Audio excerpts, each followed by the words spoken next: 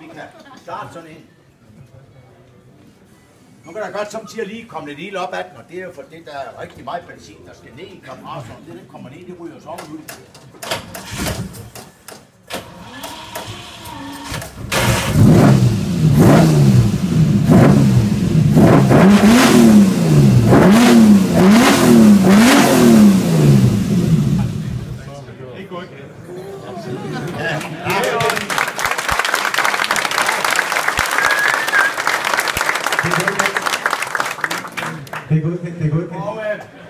Bare stå her bagved røgen. Jeg kan lige sige et par ord om... Det kan være lige så godt som så meget andet. Han ryger.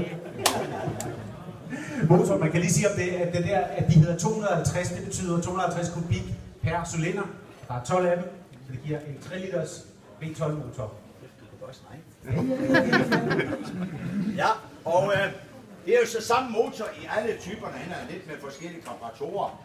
Og den her kan jeg så sige, det var... Der her han vores gode Stirling Moss' favoritbil. Kan du tage den der, der skal sådan en til, de rører ved den der.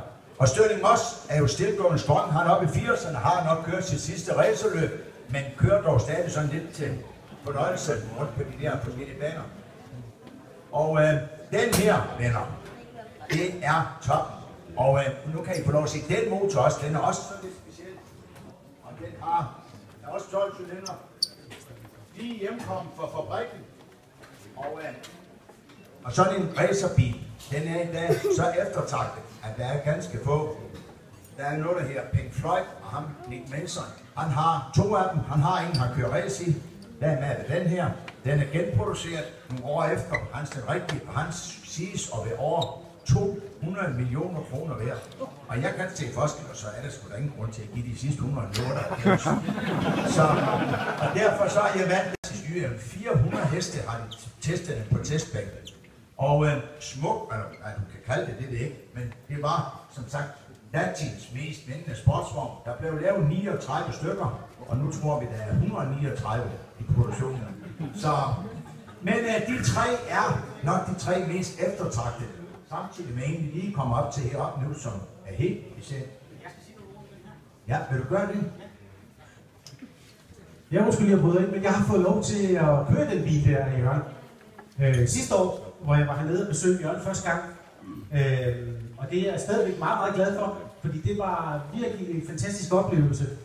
Og det blev videofilmet, og hvis man går ind på den der side der via retro.com og går ind og klikker på web-tv, så kan man finde det klip med Jørgen meget ude at køre den her. Jeg kan godt love, at det er underholdende. Fordi det var det. Det var en fantastisk oplevelse at køre den bil der. Jeg er glad for biler, jeg har kørt i mange forskellige biler, men den her, den fik jeg simpelthen et fantastisk forhold til, fordi den kører så afsindigt godt. Altså det er jo en legende, en 250 GTO. Det er de biler, der er blevet handlet for højeste beløb af alle biler i hele verden. Det er mange år siden, der har været en solgt i åben handel. Der var en grøn en, der blev solgt for 140 millioner kroner. Men det er mange år siden. Der går rygter om, at der er en original på vej på auktion, men Henning snakker jeg lige med, og han siger, at den har man snakket om længe, den der holder nede ved enden i Italien. Men, og alle auktionshusene har været dernede og slængt på den. Men de står altså stadigvæk dernede, men hvis den kommer i fri handel, så er der ingen tvivl om, at det bliver endnu en gang verdens dyreste bil. Men den kører fantastisk. Den her er jo bygget på en Ferrari 330 chassisrammen, og så er alle delene fra de originale GTO'er sat på. Motoren er trimmet, så den passer. Karossen i aluminium lavet det rigtige sted, sådan at den er en nøjagtig en genskabelse af den originale GTO, og derfor ved man også, at den kører, som sådan en den gjorde. Og endnu en gang, tak fordi du var kørt den gang. Ja, men nu skal vi tilbage til the real thing. Det her, venner, det er en F40. Og hvis der er nogen af jer, der har fået et spark bagi, så I rigtig kunne mærke det, så er det måske af sådan en Ferrari. Jeg har aldrig kørt i en bil, der har så mange heste, selvom det kun er en 8-cylinder med 2 turboer, så er det en usandsynlig hurtig bil. Og det er noget med G-streng, eller hvad er det? Ja. Nej, men det er noget med G-påvirkning. Og jeg vil sige, jeg var ved at brænde mig af den her bil. Jeg kørte over i England i den, og det var selvfølgelig ikke noget vant til at køre sådan en. Og så nu skal jeg vise, hvad sådan en kan, og det var helt fantastisk. Og den var livsfarlig, men det der er sjovt ved den her bil, Ferrari var jo en legende, og blev han 89. Og det var den sidste bil, han fik lov at lægge hånden på. Det er den første bil, man bygger i ren kulfiber. Og når vi åbner sådan en dør her, så vejer den nok ikke mere end 6 kilo. Og er fuldstændig nøgen indvendig. Der er ingen beklædning nu på alt af kulfiber herinde i. Og så må jeg nok sige, alt noget her, det er jo også meget lettere for, at det ikke skal bære vej på mig. Og jeg har ikke kørt det endnu, og så er det en så spørger, jamen hvorfor fanden kører ikke din bil? Jeg skulle lige til at spørge om, hvorfor fanden kører du ikke dine før? Jamen nu kom I aften. Det var sådan set meningen, jeg har kørt den i aften. Der står en højere på siden af den her. Ja, eller Joachim. Vi har 2 drenge, henholdsvis en Joachim og en Christian, og derfor så er vi fri for at sætte så mange mærker på. Men vi har drømt om, at vi skulle prøve at køre lidt i, men det er ikke blevet til anden snak nu, og det er nok for respekt for den kraft, den har. Og i hvert fald, mine 2 drenge skal ikke gå og køre ind, for de er lige så fartgale som faren. Når vi sætter ind i sådan en bil, så føler vi os fuldstændig som vi er 14-årige igen. Der er ikke nogen hindringer for, at vi kører med liv i den ene hånd, og det har jeg selvfølgelig ikke sagt til min kone, men når vi kører, så kører vi lige så røven som alle de andre.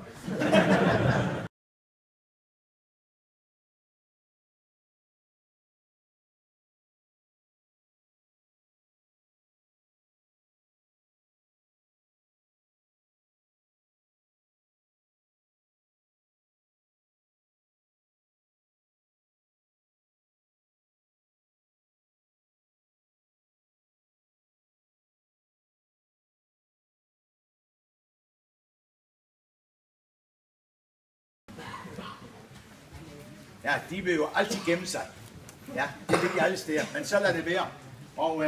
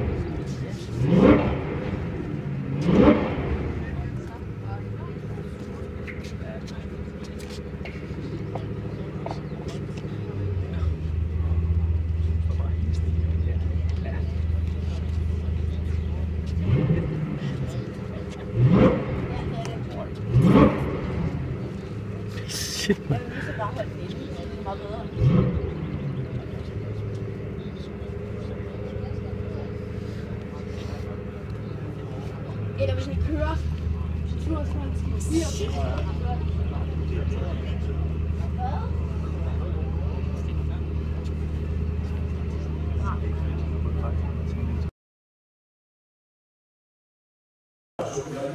Vi skulle lige iværksætte det, fordi de er klar.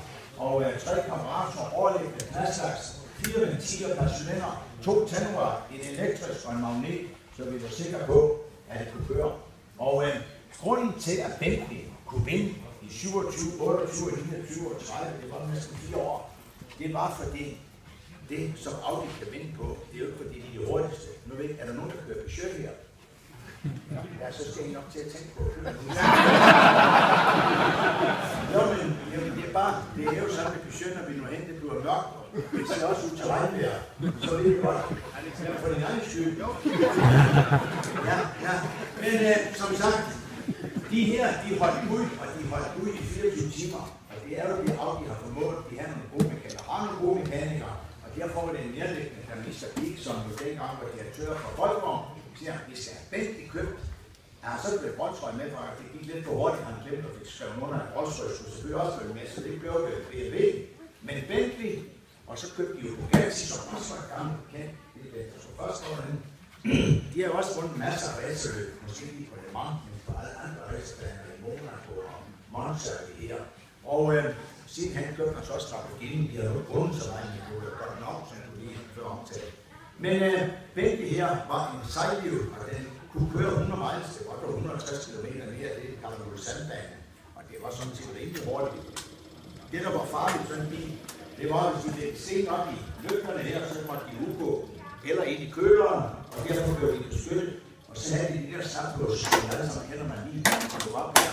Og så bare sværte på, og så kørte de andre her, de skal hen, og de skal stoppe med slanger, og det var tilbageskridt i udviklingen. Så sætter man sådan noget her på rattet, og man sveder også selv, når man kører racerbil. Og så er jo alle instrumenterne her, og nu sætter de op i rattet, og skal gøre det. Og så er der en computer, der styrer den fra. Det er også det er jo ikke, manden her har bestemmer, om han skal vinde eller ej. Når de så kører der langsin, og der rigtig brugt benzin, så kan man fylde din benzin op. Så er der sådan en håndpunkt, så pumper man lige her. Og nu tøller jo alle sammen ind her, men der er nok nogle af jer, der har været på kattekammer i jeres unge dagpiger eller drenge. Og her der brugte man så de her sidekontakter, som er på et kattekammer, de her messekontakter. Det var hvad de her at gøre med. Det var en gammel, dårlig fabrik, men de kunne hedder bare lave biler. Nu ved jeg ikke, om det kan sammen, men vi kan da prøve.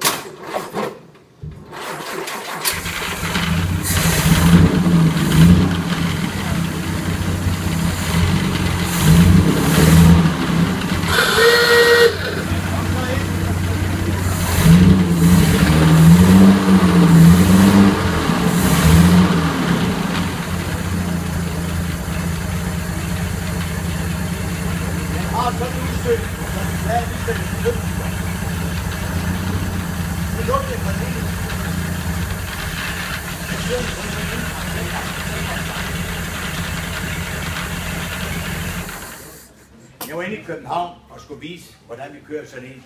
Og inde i København skulle jeg køre racerløb. Han kører rundt, og ham på en sort der, han holdt sig lige bagved. Og så kommer ham Tom der, så siger han, det er lidt sådan, tror jeg, at jeg kan sætte hjulene rundt. Og Tom, det er jo ham, vi kender herfra, og lige prøve at se, hvor har vi ham? Hvor har vi ham endnu? Det er jo godt billede, hvor blev det af? Nå, det er også i mig. Han er jo så kendt fra aviserne, Tom Christensen. Og her sidder han jo. Roligt, kan I se ham? Og Tom han siger, at jeg kan sgu da ikke se baghjulene rundt, det skal være her bare på visvejen. Og så gav jeg det fuld gas og så kobling, og så røg rundt eller knast eller kadangaksen. Der sprang de der 6 bolde ligesom vist og var hen på gulvet. Og så sagde jeg, at det var en skam, Tom. Det var også mig, der var dumt, sagde jeg. Det var mig, der var dummere, sagde jeg. Det var mig, der gjorde fejlen. Vil du stå mig ind i græsen, så vores skærp af 14 kan komme og køre? Det må jeg gøre. Så jeg skulle da første gang, jeg så med en ven. Og da Tom vandt løbet, det var i, kan I huske, hvornår det var, var det 2002-3 stykker. Nu er jeg ikke, du skal komme med din ekspertise. 3 år siden, så står det 3, du er helt sikkert 3. Nå, og den havde selvfølgelig nummer 8 og nummer 7. Og Tom kom til København og skulle ind til inde på Rådhuset, og det var i kamp derovre. Borgmester. Og han kunne simpelthen ikke godt se, at han kæmper noget med Kirsten. Manden har forladt bilen, og det er ham, der ejer bilen, som sætter ved siden af. Denne gang og kører bilen, har kunne simpelthen ikke skal fire i. Og det er jo typisk, de der rejser, de sætter dem helt op i rettet, og kunne styre bilen. De skal bare styre bilen, sådan set. Men den her bil er en bil nøjagtig med det der her demant. Den laver sådan noget plastik eller sådan noget skej, der er sat ud på noget lærer, for at gøre den så let som muligt. Er det lige vejen på? Nej, 1,4 tons. Den holder ved siden af, det er jo den der berømte. I Olsen, vil du åbne hjælpen bare? Der findes jo ligesom en antikvitet, man kan blive syg og grave. Og jeg købte med den, som jeg har en gammel bil, og jeg brugte det, det så godt gammelt ud det hele. Så er der en kunstner i England, der for den simulerer, så ligner en fra 1930. Ej, jeg vidste, at jeg købte, men man kan jo faktisk godt fortælle det næste, hvis man tror, at det er en gammel bil. Og det er jo det, der står sidst her, Bugatti, og sådan en Bugatti. Der er ingen skærm på, der fandt sig der skærm på. Og julen her, vi bremser på sådan en små stålveje, og det var ikke verdens bedste. Og når man så siger til Bugatti der, som det var sådan en dirigent inden fra bilindustrien, siger det er så meget godt, at vi kan køre stærkt, men vi kan jo ikke bremse, det er sgu noget lort. Og så siger han jo så ham Bugatti der til gutterne, der kører race. Jeg skulle ikke have en bil, der kan bremse, jeg skal vinde, køre. Og det var ikke så godt sagt, for det har næste rejse til søn. Lettere blive en ulykke, for det er ikke bremse.